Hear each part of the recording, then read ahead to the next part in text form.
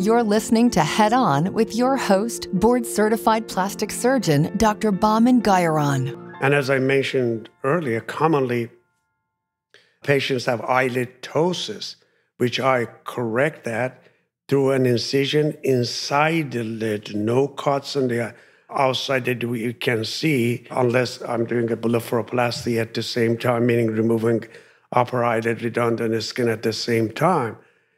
And when we complete the surgery, the patients go to the recovery room and then go to a home or hotel, depending on where they are from.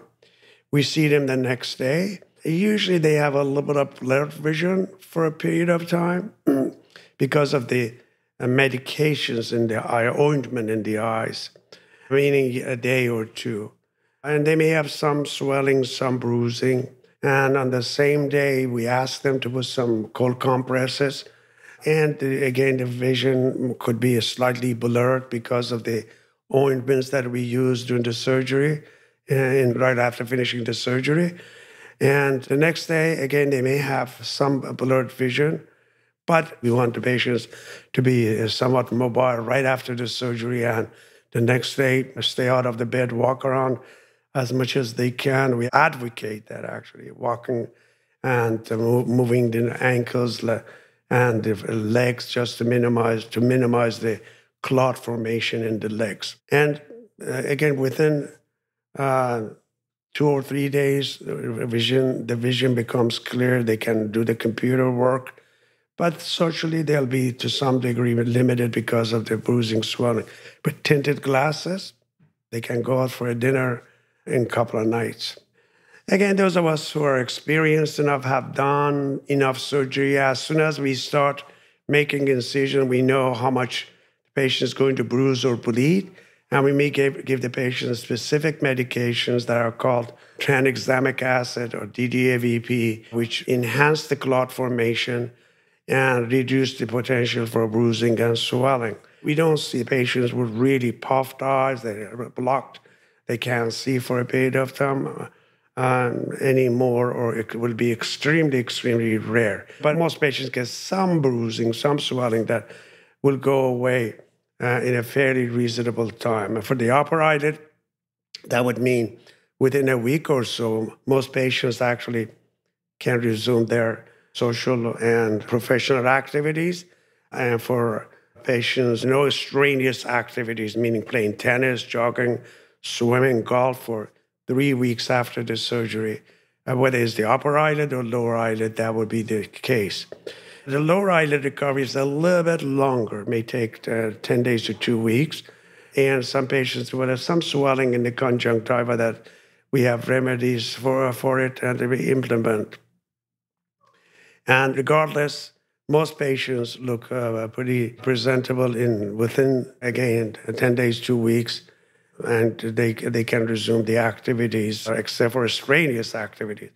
We tell the patients not to take any aspirin-type medications 3 weeks before and a week after the surgery to minimize the bruising and swelling that I referred to. And they can see that many of these patients are very happy, gratified, and look more energetic, looks less tired. As I said, if we do ptosis correction, they're going to have improvement in their vision. Infection, bleeding can happen again, extremely rare. We minimize those. But we also, as I said, are absolutely precise about this surgery because this is not a forgiving surgery. The patients who wear contact lenses, we advise them not to wear the contact lenses for a week. They can wear glasses. But after the first week, they can gently place the contact lenses. Patients have dry eyes. They may have a little bit more dryness after the surgery, but that usually is temporary. There are techniques that actually can make the dryness worse. But again, those of us who are experienced, we do not use those techniques, or most of the time, actually, the techniques that we utilize may actually improve the disbursement of the tears, thus reduce the dryness to some degree. Complications of eyelid surgery include those that are going to be occurring during the operation, which is fortunate of potential loss of vision whenever we operate around the eyes. That is extremely, extremely rare. The patients can have excessive bruising, bleeding after the surgery. Again, we minimize that by making sure that the patient's blood pressure is controlled before the surgery and during the surgery, after the surgery. Within a week or so, infection can happen. Very rare in the eyelids after the eyelid surgery.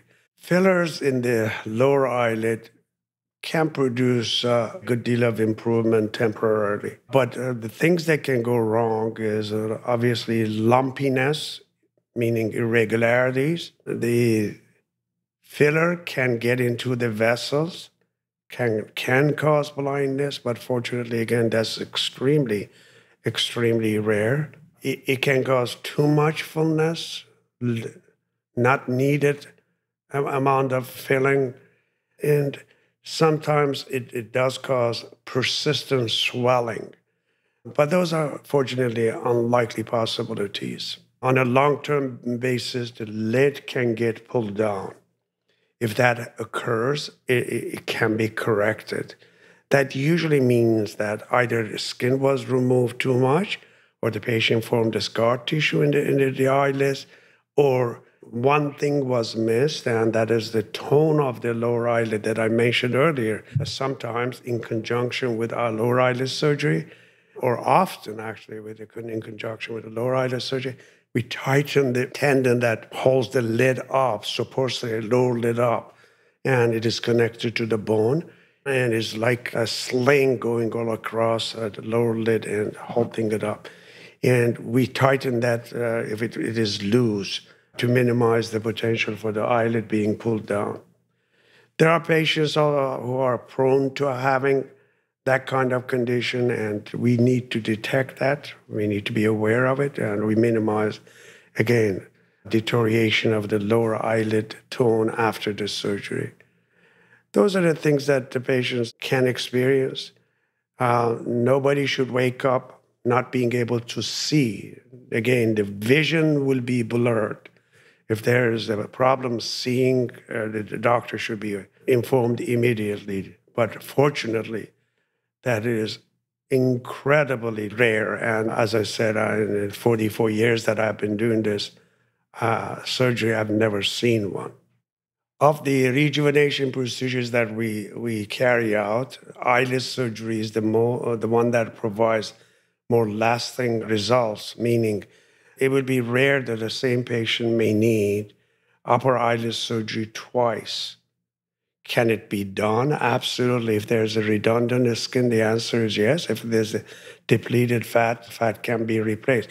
But it's unlikely. Most likely, that patient who had upper eyelid surgery and now has redundant skin is going to need a forehead lift rather than eyelid surgery. And the same for the lower eyelid. We can actually redo the lower eyelid surgery, either for correction of the previous surgery that did not result in an optimal outcome, or a patient who has developed fat pads that were removed, but sometimes they come back. But that would be, again, extremely unlikely. It is not like aging facelift that most patients would be a candidate for another operation. However, in either situation, a facelift or eyelid surgery, the rejuvenation, the changes that will occur is permanent, meaning if we make the patient's eyelids to look 10 years, 15 years younger, that patient is going to always look 10, 15 years younger, because we're not stopping the gravity, if we're not stopping the aging. Had we not done that surgery, that patient would have looked a lot worse.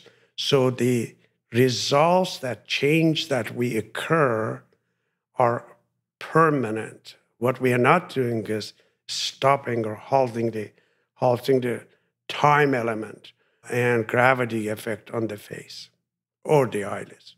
It is true about any plastic surgery procedure that if it is done properly and the patient heals properly, it should not be obvious that the patient had surgery. And the reason is we strive to create natural change on the eyelids or the face or the nose, or even on the body contouring. And because of that, it should not be obvious that the patient had an operation, no matter where the surgery is done, particularly the eyelids. On the other hand, if the eyelid surgery is not done properly, it doesn't heal properly, unfortunately, the reverse is true. The face will look different. And then the reason is when we look at people first, we look at their eyes. That's the first thing that we see. And the changes that are drastic there that make the patient look different is going to be obvious to us immediately. So because of that, as I mentioned earlier, this is the most demanding and most precise surgery next to the nose operation. There are two procedures that are extremely demanding and require enormous experience. The nose operation, rhinoplasty, and blepharoplasty. As I indicated earlier, they're totally unforgiving. There's really no room for a minimal error. We have a number of patients who have allowed us to use their pictures in my website.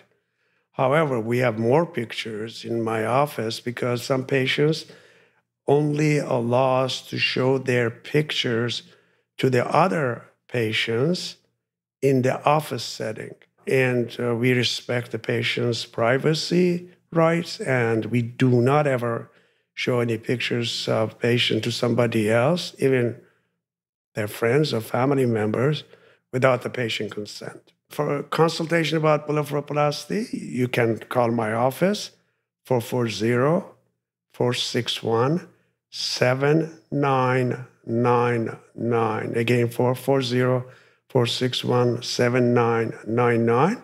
Or go to our website, and that is Dr. Bahman Guyuron, one word, .com. And we'd be happy to offer in-person or virtual consultation. Overwhelming majority of my practice is from out-of-town, out-of-country patients. Links to learn more about Dr. Guyuron and anything else mentioned on this podcast are available in the show notes. Head On is a production of The Axis, THEAXIS.io.